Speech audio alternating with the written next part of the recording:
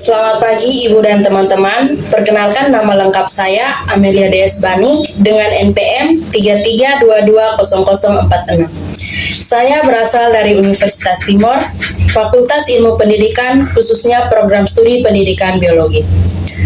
Ada sebuah pepatah dari Mahatma Gandhi yang mengenai masa depan. Masa depan bergantung pada apa yang kita lakukan hari ini. Jadi, jika kita di sini untuk belajar bersama, kita berada di tempat yang benar untuk melangkah lebih maju dalam menggapai masa depan.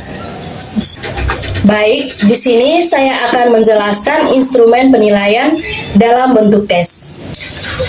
Materi yang saya bawa, materi kelas 8 IPA terpadu tentang sistem gerak pada manusia dan tumbuhan.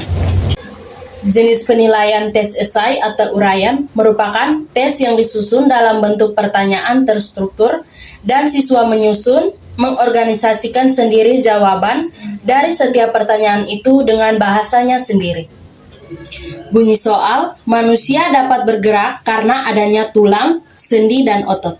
3 bagian utama ini sering disebut sebagai sistem gerak. Jelaskan pengertian dari tulang, sendi, dan otot, dan mengapa disebut sebagai sistem gerak. Jawab, tulang. Tulang-tulang yang tersusun dalam tubuh manusia disebut sebagai rangka.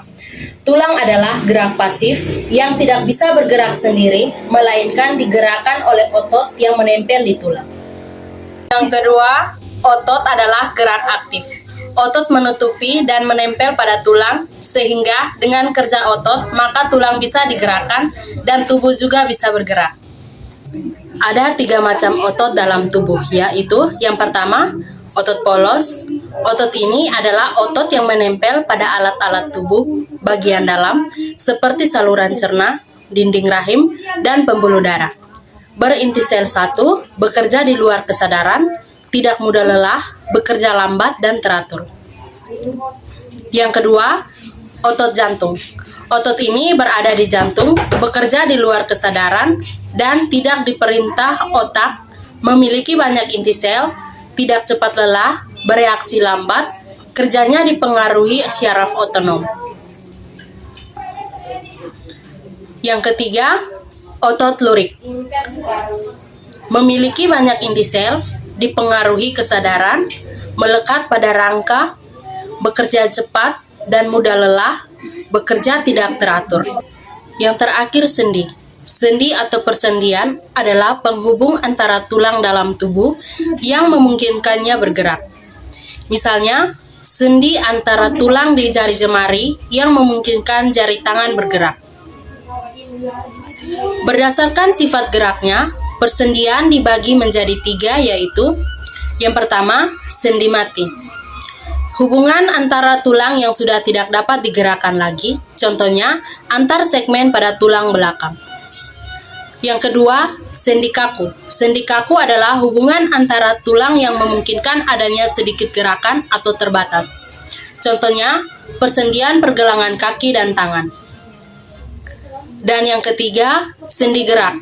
Sendi gerak adalah hubungan antar tulang yang memungkinkan gerakan lebih bebas. Contohnya, persendian pada lengan atas dengan gelang bahu, tulang paha dengan gelang pinggul. Mengapa disebut sebagai sistem gerak? Sistem gerak yaitu suatu sistem yang dapat menghasilkan gerakan yang terdiri dari tulang dan otot, serta dibantu oleh persendian tulang sebagai alat gerak pasif karena tidak dapat bergerak sendiri, dan otot sebagai alat gerak aktif karena dapat berkontraksi dan berelaksi.